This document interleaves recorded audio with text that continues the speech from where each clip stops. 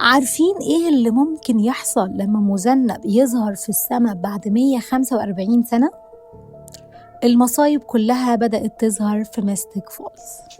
ميستيك فولز كلها مقلوبة عشان في مذنب هيعدي في السماء، والمذنب ده ما ظهرش من 145 سنة، يعني من أيام ما ستيفن وديمن كانوا لسه بشر. أما بوني اللي لسه مش عارفة هي بتحس بإيه، حاسة إن اليوم ده مش هيعدي على خير، وشايفة إنه نذير شؤم على ميستيك فولز. ستيفن بقى طول الحلقة شايل طاجن سته على دماغه، خايف إن فيكي أخت مات تفتكر إن في مصاص دماء هو اللي عضها في الغابة. طبعا ديمن طول الحلقة شغال تلسين عليه، مستمتع بحالة الرعب اللي أخوه فيها، وكل شوية يفكروا إن هو ضعيف وهيفضل ضعيف عشان مش بيشرب دم بني آدمين وعايش على دم الحيوانات. لينا بقى راحت بيت آل سالفاتور تدور على ستيفن.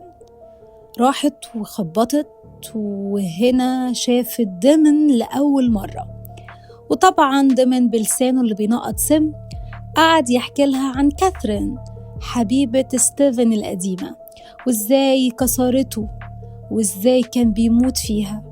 إلينا من هنا بدأت تشك وتحس إن في سر كبير ورا ستيفن. تفتكروا الحب هيقدر يخليها تتغاضى عن الماضي ده ولا لأ؟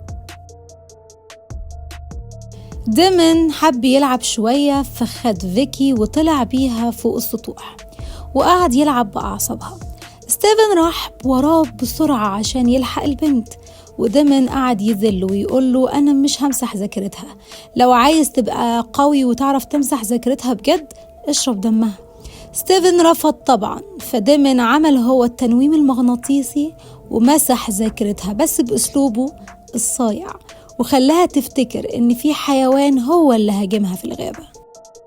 بوني أول ما لمست ستيفن حست برعشة غريبة وطاقة سودة خلتها تترعب. راحت جريت على إلينا وقالت لها يا بنتي ابعدي عن الواد ده، قلبي مش مستريح له خالص وحاسة إن في حاجة غريبة بتحوم حواليه.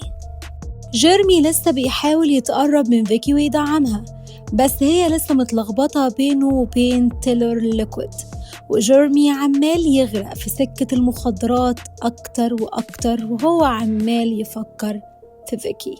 في النهاية عندنا جانبين، جانب رومانسي وجانب مصيبة.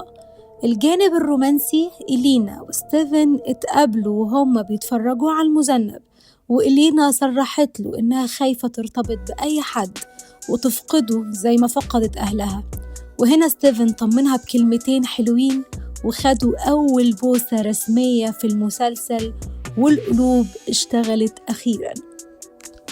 أما الجانب المصيبة بقى، في نفس اللحظة الرومانسية دي كان ديمن بيصطاد كارولين فوربس وهي صاحبة إلينا، وقعد يثبتها بجماله وكلامه، وفي الآخر غرز سنانه في رقبتها، وبكده كارولين بقت رسمياً أول ضحية في لعبة ديمن في المسلسل.